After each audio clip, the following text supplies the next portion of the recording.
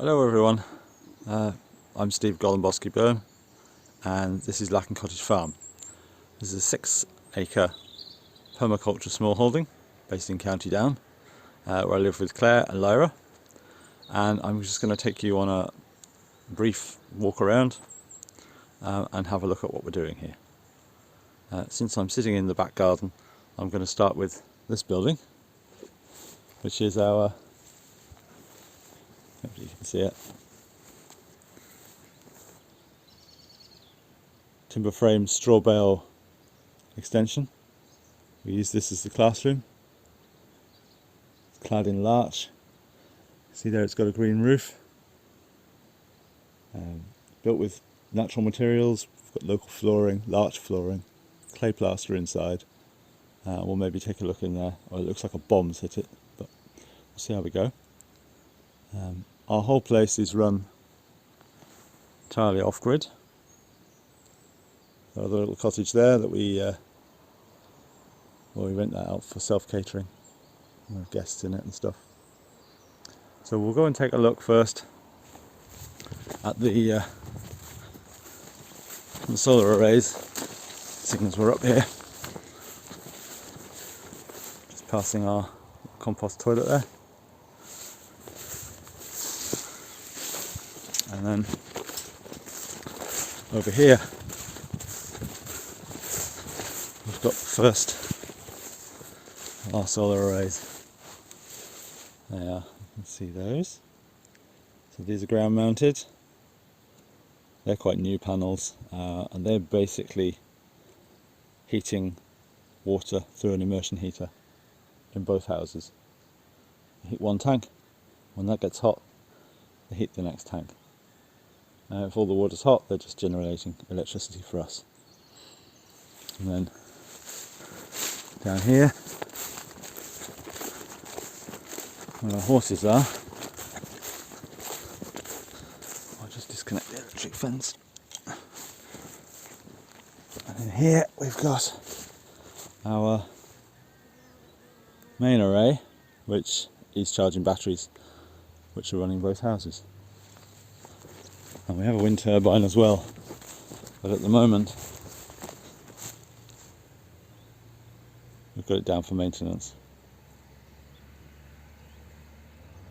So I just want to show you this in passing actually. American elder, which I'm very grateful for this year because I missed the main elderflower kind of crop this year and didn't make any wine. So the American elder here is going to save me, I hope, if I'm quick.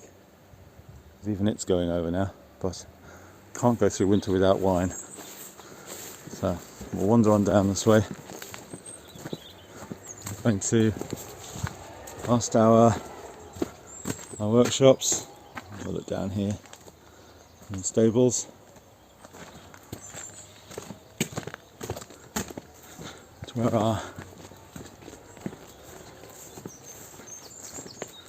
our chickens are living. There's very few at the moment. Fox got most of them, and we've currently got 3 hens, cockerel, and we've got 3 chicks hatched. So we're starting our flock almost over again. But they're laying a couple of eggs a day, which is great. But at our peak we had about 30, and various accidents. The foxes have got in and nabbed them, and then we would have eaten the cockerels. So we've about 6 cockerels in the freezer at the moment. We'll just go on over here.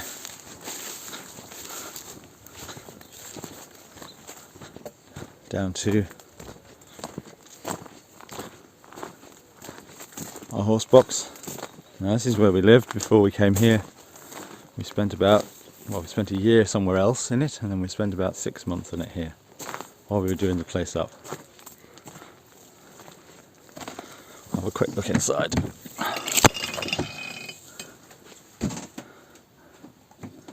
There we are, it's quite cosy. Bed in the back. Little wood burner, which does run a back boiler actually. It's got a proper heating system. And the tank's in. Oh, spiders. tanks in this cupboard.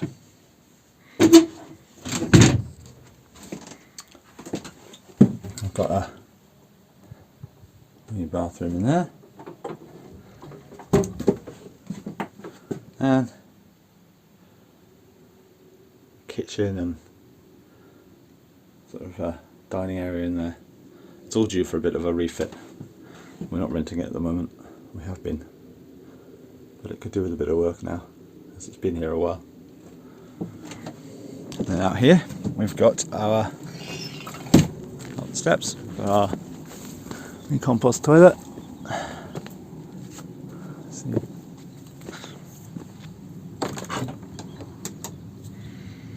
Compost loo. This is like tree boggy kind of design, so it's got a chamber underneath, and then we've got, well, there's willow growing everywhere here around it. There's elder there as well, which is all doing very well. And then this bank outside the truck, a bit overgrown, but there's lots of mints and fennel and roses and nice smelling things growing in there. Lots of willow. You can see this is our basket willow crop, and way on down there more basket willow. This is deck. This is the this was the ramp of the truck. Now it's a little deck.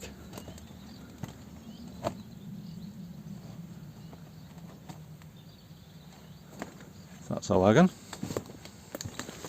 And then we'll take a walk on down and have a look at the gardens.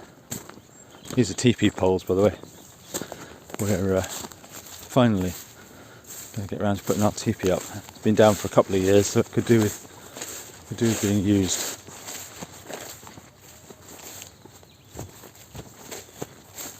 So when we came, these hedges here weren't here. So this is 7 years growth, and everything you see in front of you is also 7 years growth. This was a bare field when we arrived 8 years ago, and it's come on considerably. In front of us is a huge willow living hedge around the pond, which has grown. All those sort of sticky up bits you can see there are this year's growth, so it's grown about 4 or 5 foot. And in here we've got lots of birch trees and alder, and they are largely on the north side of the place, and they're sheltering a bunch of apple trees, hard to see on camera, our fruit crop. And then below we've got apples and plums, yet more willow. There's a bit of a potato patch in there, there's a no dig potato patch in there, got a wee bit nettly. And then beyond there there's another pond somewhere. We'll go and look at the veg first. Not many apples this year. Some of these trees got hit by frost just at the wrong time, and there's very little. Willow arch, and out into the veg gardens. Now, we rebuilt all these beds last year. We started out with quite big wide beds, all very curvy and very lovely, but it was an absolute nightmare to manage. So this year we have kind of standardized things. We looked at Richard Perkins' model. So these are, in theory, 80 centimetre beds, 50 centimetre paths, lots of wood chip. Blackbirds are causing mayhem at the moment. But you can see we've got plenty of kale growing, lots of kale, and cabbages. There's another kind of kale there, some sunflowers and some younger plants going in that will do us for winter. Artichokes finishing, they're just flowering, look at that, amazing colour. Lots of beetroots in there, and cabbages, and rhubarb's come to an end now. A couple of beds of stuff gone to seed. I think it was all kale as well. Borage. Now the end of the peas, and our broad beans down there, which desperately need picking. And with 2 tunnels, with this small tunnel, which this year has got tomatoes, well, not tomatoes, but tomato plants, lots of them in it, which has gone a little bit mad.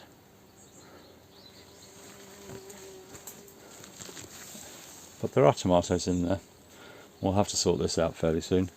Strawberries in hanging baskets, and raspberries, which are growing far more successfully. Plenty of giant indoor raspberries there, and even a few strawberries still coming. Look, sunflowers. Gee, loads of raspberries. These are great. So, stuff myself as I go. Our small tunnel. Slightly unkempt compost heap. And then in here, this is a big tunnel. This frame was originally over someone's swimming pool, believe it or not. And when they retired, they took it down and dumped it at the end of the garden. And gave it to us, which was nice of them. So there's some garlic growing there. Lavender. It's a squash actually. Some onions. Lots of cucumbers. Lyra eats tons of cucumbers, so that's what we grow. There's some mixed tomatoes in there. Gherkins for pickling. Just been having a bit of a tidy in here. This is the grape, which usually would be very prolific, but they're very small this year. Normally this time of year I'd expect to see a lot more grapes on there than that. It's not great. It's been a funny year. Very out of control apricot tree. Looks like Lyra's been picking strawberries. Alpine strawberries going in here. More tomatoes. Usually we would make passata or bottle all the tomatoes for winter. That's the main way of keeping them here. Peach tree under there, which has got one. Look, one peach. One lonely peach. So we're getting much jam off that. Hop. Again, a bit late, but I say we'll get some beer off that. And peas, which have gone over. Lots of stuff in our dome, waiting to go out. And at the back here, behind the tunnels, another hedge that we planted, basically a screening from the road. You probably heard tractors going up and down. And that's older. Some rowan in there. There's some birch in there. A bit slower. There's a couple of oaks. We have got oaks coming on.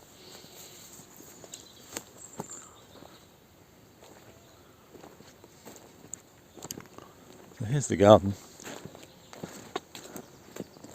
Again, you can see we planted the willow hedge around the outside there and it's gone absolutely mad. But once the leaves come off, then I'll weave it all down. And it'll be thicker again for next year. And then maybe next year we'll just top it, we won't let it grow quite so tall. There's some leeks in here. French beans at the back there. Monster cabbage. Oh, garlic's just come out of that bed, so that needs to be planted. And we've got, what have we got? It's a plum tree. More apples. Lots of currant bushes around here. And on this side we've got our pond. It's going to be green at the moment by the looks of it. Duckweed's kind of taken over. But plenty of things living in it. And willow being next to it seems to like it. Hazel. And we'll come up this path here. And we'll get to our little roundhouse. This is a straw bale, timber framed. No, it is timber framed now, it didn't have one originally. roundhouse sitting on round earth tyre foundations. You see those just at the bottom there.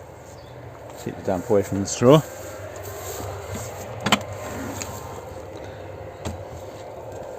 It's kind of a root store really. At the moment it's a sort of spider house. There's one or two spider webs up there. And it also houses our rainwater tanks, which you can see across the back there. Actually got the pump out at the moment, pump sitting here because there's a valve gone on it. Originally we built this as a freestanding straw bale structure and it went a really strange shape.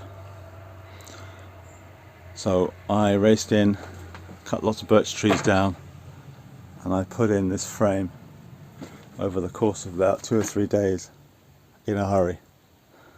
We jacked it all up on metal acro props because I was genuinely worried. You can see, maybe you can't see on camera, but it all leans towards the door a bit.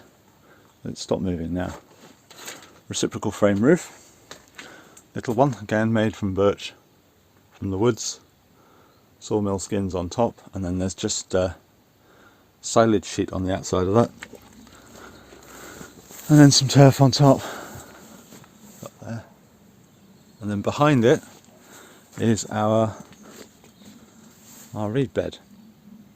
So the water comes from the house, from the shower and the bath and the sinks, comes down. There's actually a, very hard to see, maybe you can see it, there's a small reed bed in here right at the top. There are some reeds in there. There, yeah, there's a sort of mini reed bed. Pre-treats it, comes down through a pipe into this main reed bed, and then it goes on down to the pond. And that's working very well. You can see the bulrushes are incredibly happy here. So there's bulrush or reed mace in there. Everything we pulled out of the local sort of ditches basically, we figured that if it grew locally it would be ground in here, which seems to work. And then more basket willow. This is another basket willow tunnel that I'm growing, which desperately needs woven, but I have to wait until the leaves are off. So my winter job will be making that tunnel look lovely. And then we're back up here. And we have another bit in here, which is going to be a sort of sit spot, a quiet area where no one can see you. At the moment it's all been covered in plastic and we've got a mountain of cardboard put down on it. We keep waiting to decide what to do with it, and it grows over again, so we cardboard it again. 6 months later or a year later it's all grown over. That's the gardens, and that's our cottage. See a little porch there that we built, that's made of pallets, pallet wood, just to give us an airlock on that room. And then you see this huge piece of Mourne granite. The house is built onto the rock, and it's made from the rock as well, so I've quarried this outcrop to make the house. So it's not going anywhere.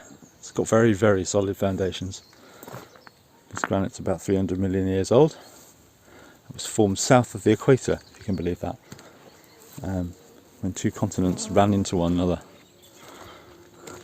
This is our cottage, 1840s 3-room cottage. Again, Mourne granite. It was thatched underneath that tin. We had to take it out when we arrived because it was very old, very rotten, unfortunately. But it's a lovely old building.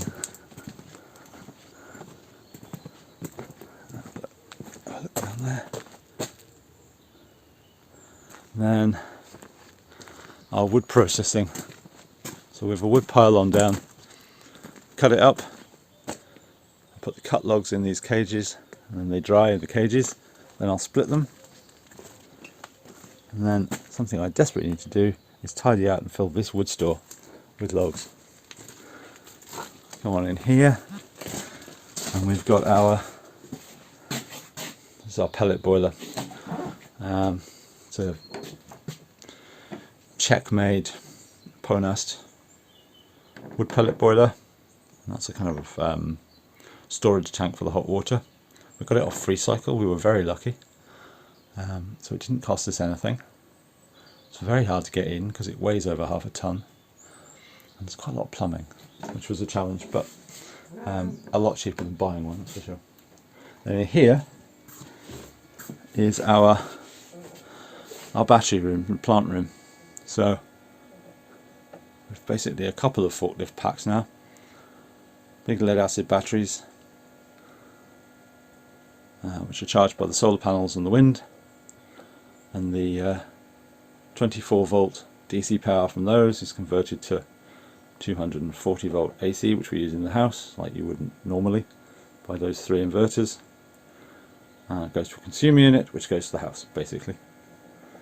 And we have a couple of other, a box full of wind generating stuff, another inverter there for the big ground array, and then lots of off switches.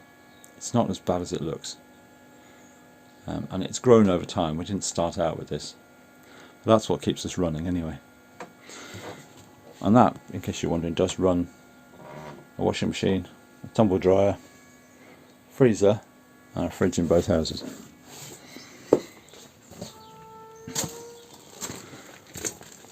We'll just go on down.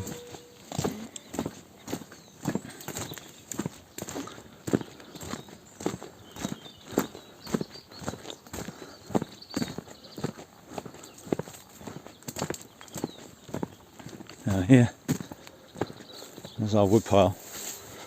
So this is all beech, ash.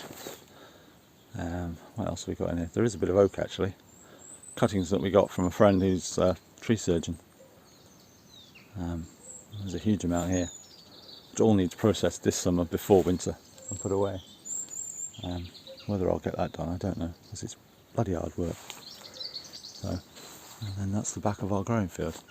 And it's hard to imagine that that was a bare field 7 years ago. So just across the lane here, we have this field that we've done a design for. We've just started planting out, and you'll see there's lots of mainly alder. Again, alder, birch. There's some more apple trees in here. There's going to be a new orchard in here. We're going to use a lot of this for coppicing firewood. We really want a long-term sustainable supply of our own firewood. We're going to plant a lot more fruit and nut trees in here. A big open area which will be used for sort of stacking wood and also for camping and things. Come on down here,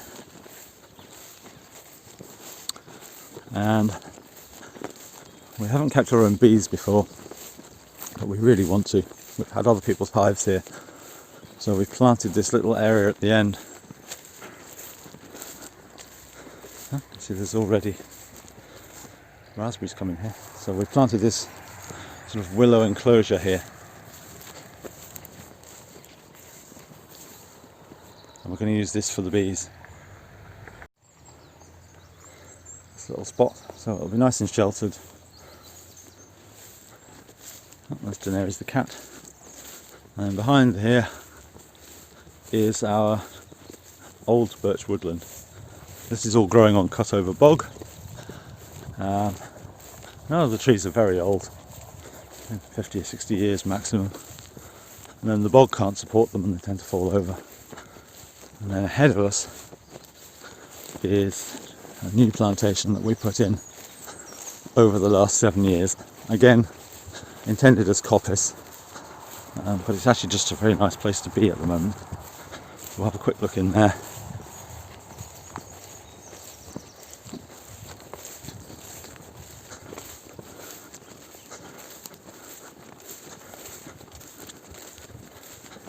Here we go.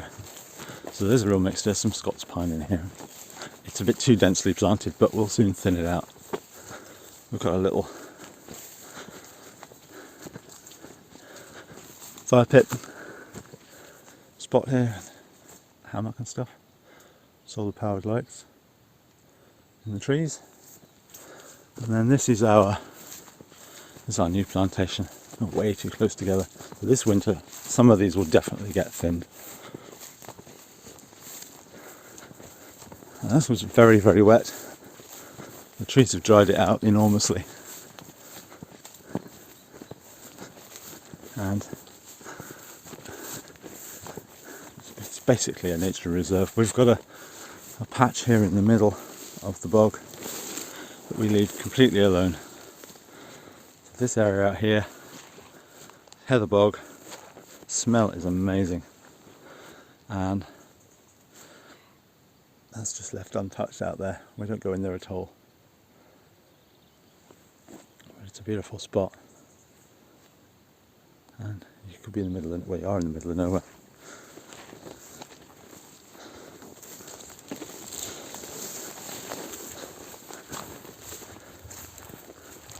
And incredible how the diversity has shot up since we planted this.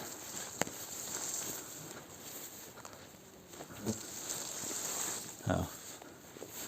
And just this year, actually, these trees are all less than 7 years old. They've really come up this year.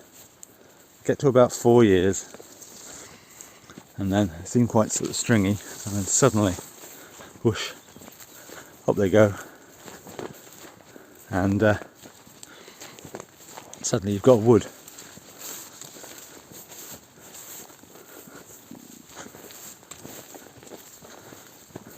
If any of you are thinking of planting trees, hopefully this will give you hope, because you will get to sit under them pretty quickly, really.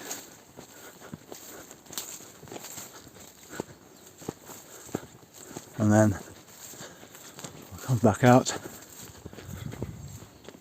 have a quick look. So this is our other cottage. This is our rental cottage. It was a barn basically that we did up, so we have some income. Take a quick look inside here.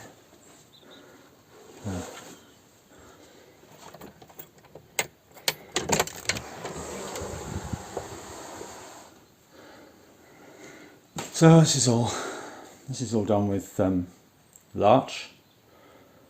I built the kitchen, and then living room. This is a fairly horrible concrete building, really. This is insulated with wood fibre on the inside. The gables are stone, actually. They're the original bits of building, but it got messed around with in the 50s. So you can see here that the thickness of those reveals. That's all insulation on the inside of the building. It's got a wood burner that heats water, and we've got larch floors again. Bedroom, and then bathroom beyond. But you can see that, this was a pretty unprepossessing building. Woven willow lampshade there. All the old doors are salvage. So these are from sort of period cottages. Laburnum bench that a friend made us. That lamp there is made from an old newel post from a cow house. And then we've got a piece of elm from Castle Leslie. And then it just has a little pantry in there, and the water tank's all hidden in there and stuff.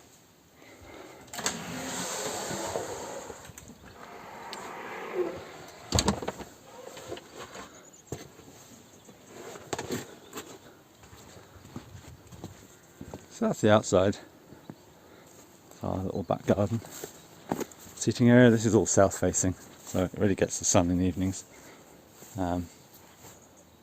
A quick look inside the house as well. Well, a quick look inside here. I'm being harassed by Clem Fandango, who's very keen to see me. I'm back in.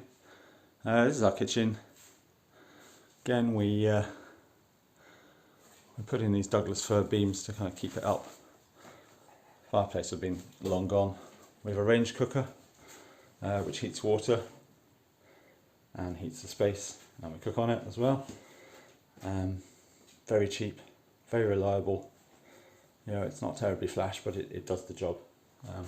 It is basically just a fire in a box. We've actually sort of modernised the kitchen a bit since we came. And we'll have a look in here. And this is our bedroom. And sort of see the.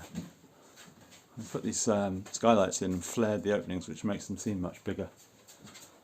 Again, there's a little balcony up there, Douglas fir, and we've got some reclaimed oak panelling to make the bedroom with. All these windowsills are all bits of, they're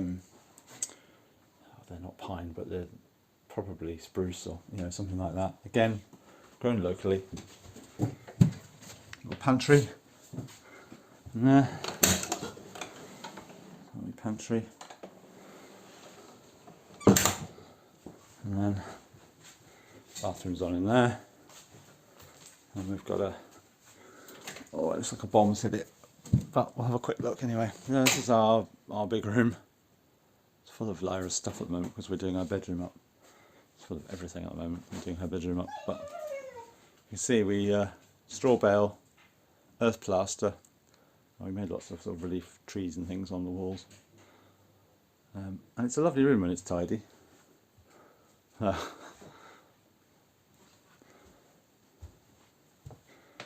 into the kitchen. So, bit of a sprint round, but hopefully you found some of that interesting. And maybe we'll get to see you here in person at some point. It's much nicer showing people around when they're actually here.